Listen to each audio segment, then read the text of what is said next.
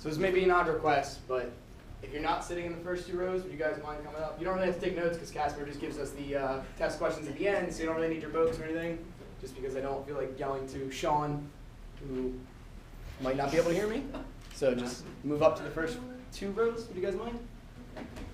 Yay or nay?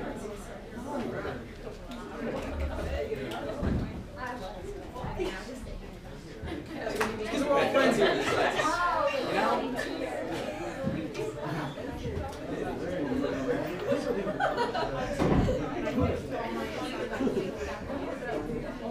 And because there's not a lot of people, and I want it to be like scattered out on the side. And look at you all, you're all good looking gentlemen.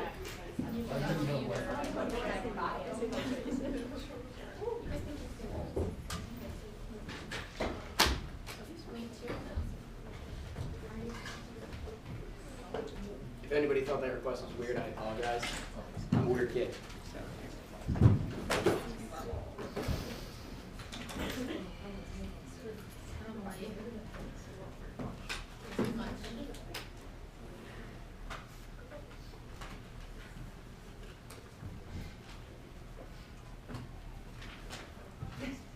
Those of you who could be here today, thank you for actually showing up. Unfortunately, not many of us. But today we want to talk to you guys about interviewing, which is not a computer sign. All right. My name is Michael Brian Cowden. I'm going to be talking to you about entry level and internship. All right. So, what is an internship? What is an entry level job? Some of the things I'm going to kind of be talking about. I'm also going to cover what a good resume for an internship or entry level job might be, the kind of questions that you might get asked, and what kind of candidate you really want to be for those jobs. And just small tips for interviews. So what is an internship? An internship is an opportunity offered by an employer to potential employees called interns. Key things about an internship: it might be for a limited period of time. It might just be for a summertime. It might just be for a year. Different varying times depending on what the employee offers. And for students, undergraduates, kind of get some experience in things. For an internship, things that you might want to know and employees might look for is you want to be able to communicate. You want to be able to talk and articulate things clearly. Positive attitude is one of the #1 things that they look for. They don't want somebody coming into an internship half-hearted and not really enjoying what they want to do. You want to be there. So here, this looks like a lot, but I have an example of what an internship resume might be. That is the full resume. This is just a part I want to talk about for right now. So they started off with summary of qualifications, because the people are going to want to know what you bring to the table, and education, because you might not have much experience or any experience at all. So your education is going to be the biggest thing to bring to the table. Now, even if you have a little bit of experience, might not be much. I work at TGI Fridays. It's not impressive for human resources. So any kind of experience you have, put on there. Achievements, they want to know what you can or can't do.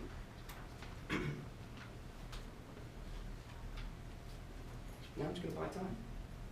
All right. So, things you want to know when you go into an internship, because unfortunately I've gone into a job interview and I haven't researched the company that I was going for. I just knew the name barely and I pronounced it wrong, so that was kind of embarrassing. So, you want to know what opportunities you can move up from and where you're going to be starting. What is the position you're going for? What is the title? What are the duties? What are the responsibilities? Some questions that you're going to be asked at the internship is, what do you know about us? That's how they're going to start it. They're not going to say, tell me about yourself. They might, but for the most part, what do you know about us? They want to see what effort you put in to the internship. If you again, didn't come half-hearted. Why are you interested in internship? What are you like looking, what are your goals? What are you seeking to do here? What are you going to learn? What are you going to take from this? There's a few types of interviews that actually go for internships. Some actually overlay with the entry level. But face-to-face interviews, we all know these. Some people dread these. I look forward to these. I think these are fun. They're just a one-on-one conversation, which we all have done for our midterm, where you ask simple questions, learn a little bit more about the employee. So what is an entry-level job compared to an internship? Entry-level job might not require any experience or very little experience, something that we can all begin on. The training from it mostly comes from on-site, doing and learning, making the mistakes and learning from whoever your supervisor is and stuff like that, so you can bring those skills with you later on. What are you, again, expected to know for an entry-level job? Again, the communication skills, the positive attitude, adaptability to change. We're creatures who love being in our own bubble. We don't like change, but we have to learn to change. Teamwork skills, If you're going to work with other people in this world, you're going to have to know how to talk to them, how to handle them. Another example of a resume for this. Again, it brings an objective. Why am I doing this? What is this? What is the purpose of me being here? My education, what I know, what I already know, and what I can bring to the table a little bit. Some people might put related classwork so they know they've got a more specific experience in some things. Again, talking about jobs, even if they don't seem as critical. This resume actually had bank teller. I forget what the position it was going for, but that's a pretty hefty duty, a job that requires a lot of skills that employers actually like to see. You have to be very professional as a bank teller. I love that picture. What candidates should research for an entry-level job? Again, you don't want to go in and embarrass yourself like I did. Please listen to me on that. Know what the company does, what their work involves, how big they are, what they look to expand, what are their goals even, and how can you help them achieve those goals. That's what you want to be to them. So some normal questions is, why should I hire you? What do you have that 100 other people in this huge stack of resumes that I have don't have? What can you show us or teach us? What are your strengths and what are your weaknesses? The weakness question is something that a lot of people are thrown off by. Kind of takes them off guard. What do you mean by weakness? Why are you trying to? Because they want to see how you handle that question. What are you really going to say? You can even turn that into a weakness, or a strength, I mean. Common entry-level questions. Why did you choose this job?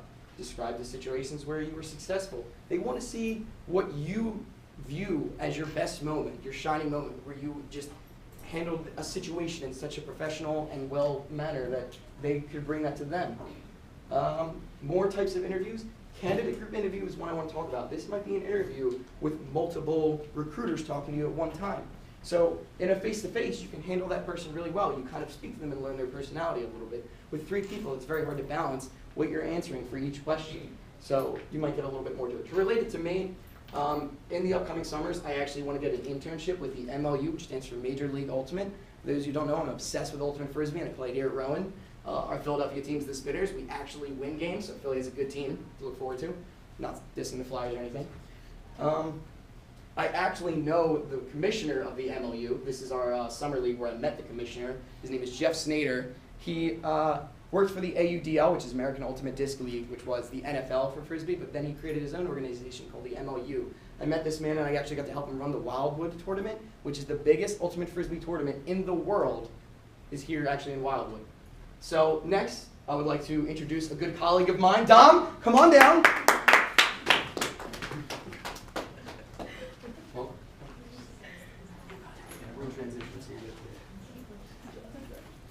Hi everyone, I'm Dom, as the picture can tell. So I'm going to talk to you guys today about experienced interviews and C-suite interviews or management or senior management.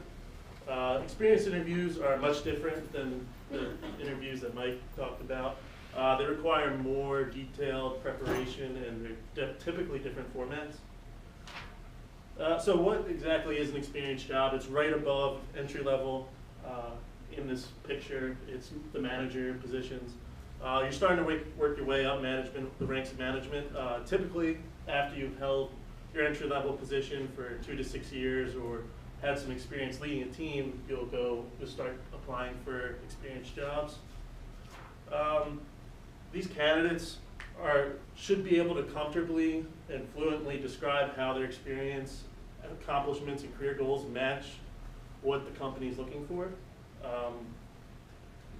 You should have a general idea of what your employer, the organization needs. Now, this is an experienced job resume. The experience is first filled with a lot of detail. It's typically 1 to 2 pages, and the interviewer is going to ask you a lot of questions about your experience, especially if you have, with your first 2 years of experience, what you should know.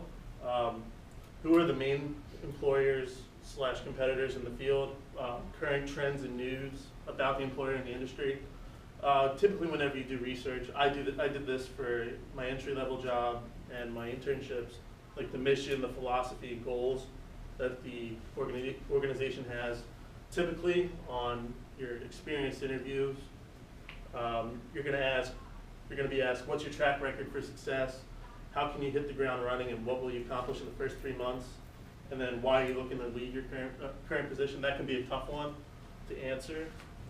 Types of interviews for people in this position, it's going to be similar to the entry-level ones, except they're going to throw in a panel interview, which is like what's pictured there. Several different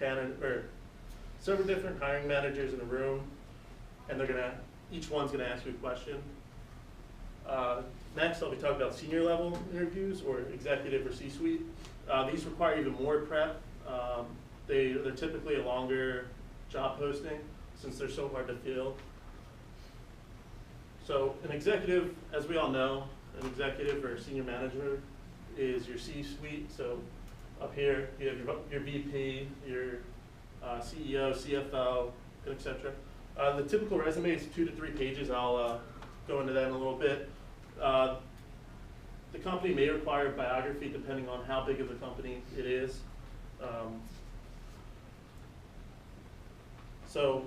These positions are found by a recruiter or a headhunter.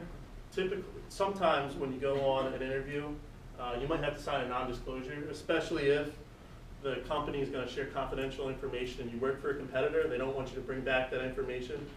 Like I said, these jobs are open longer, and there's extensive background checks.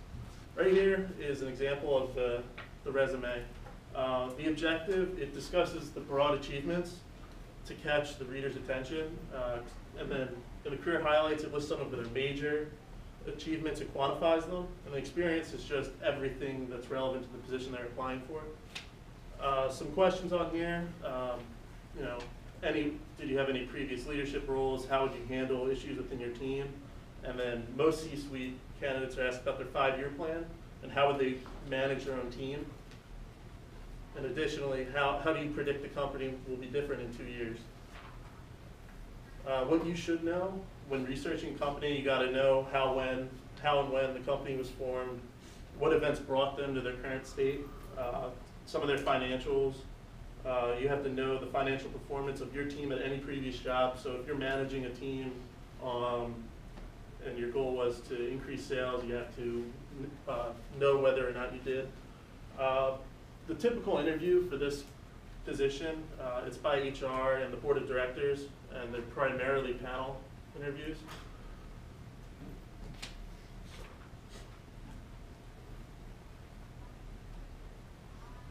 Now, in summary, these types of interviews require much more prep and research on the company than entry level, different types, more detailed questions, and then the companies want to see if you fit in their long-term vision. So for the new and you, once this slide changes, I was privileged to work at Tyco over the summer in an internship, found it through Glassdoor. The whole process began with a phone screen with members of the team I worked for. Once I got past that stage, they asked me some very technical questions like Excel, any previous auditing skills. And then when I had the on-site interview, it was sort of the same thing. I've luckily been hired by BDO to start there in the fall.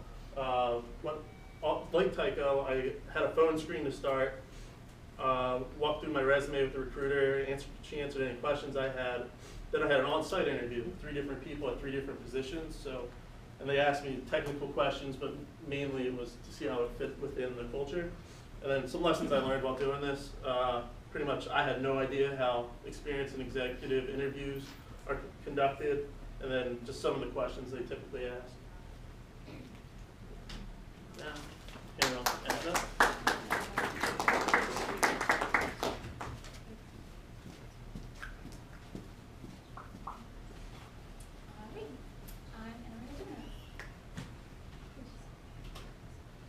So, screening interviews. What is it? Screening interviews is a brief interview with the purpose of evaluating potential candidates for basic skills and knowledge of the job. In other words, selecting the right person to fulfill the business need.